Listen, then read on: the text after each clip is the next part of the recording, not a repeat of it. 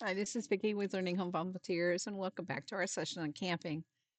So I'm still thinking about the Rice Krispies we made. So yummy. I made a batch for the warehouse and ate one when I got in, you know, a baking tax. But then we had a bunch of teenage volunteers, and that was the end of the treats.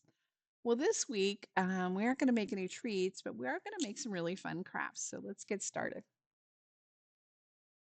This is activity number 9, and we're making rain sticks. Teachers in all the lower grades use rain sticks to quiet a class. The material slides down a long tube and makes a sound that sounds like rain. And we thought we could make one for your house. In your box, you're going to find a paper towel roll. One of the ends looks like this, covered with tape. And the other end is open, and that's the end that we're going to need to put the items insides in, and that will actually make the noise. So in your box, you're going to find a bag with foil and the things that make noise, which are beans or rice.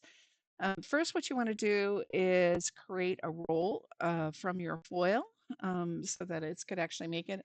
I like it to look more like a snake's because it'll get to go around it like this. So if you can make your foil do that, that'd be awesome. And then you want to add your rice, beans, whatever the noise maker is, and then seal this end with a piece of paper taped to the paper towel roll like this. Now you could decorate the rain stick. You could turn it over and then make some noise. It's kind of cool sounding, right? This is activity number 10, mystery painting. And our volunteers have made pictures for your little ones by drawing on white paper with white crayon. And this is a picture one, and I know it's really hard to see, but if you look really carefully, you can maybe see some of the secret drawings that actually will come out. But the magic actually happens in your house. So when you take watercolor paint and paint on the paper, you begin to see the actually picture emerge. So exciting! You can use watercolor paint or food coloring mixed with water will work too. Kind of neat. This is activity number 11, making a spinning button. In the Midwest, they call these whirlagigs. All you really need is a button with 2 holes or more and a piece of string. And what you want to do is put the string through one of the holes and down the others. But if your button has 4 holes instead of 2, you want to thread the string diagonally from the first hole to the 4th hole.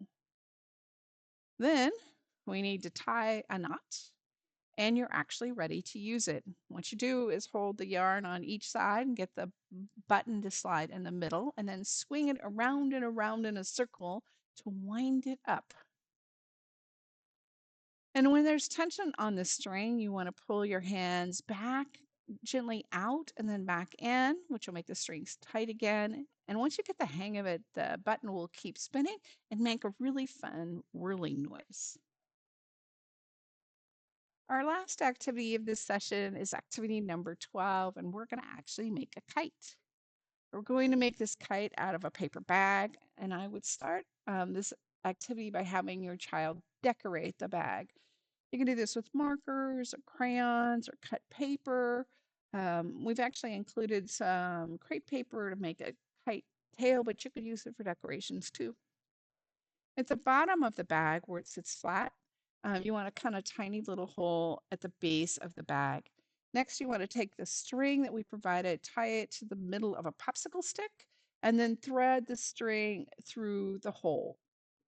The popsicle stick will keep the string from falling out. You can then attach the streamers, and then you could actually fly your kite. I ran with mine to make it fly because there's no wind. Um, but it will do that in the house or outside, whichever you like. Now that's all for this session. We hope you and your family enjoyed the camping experience.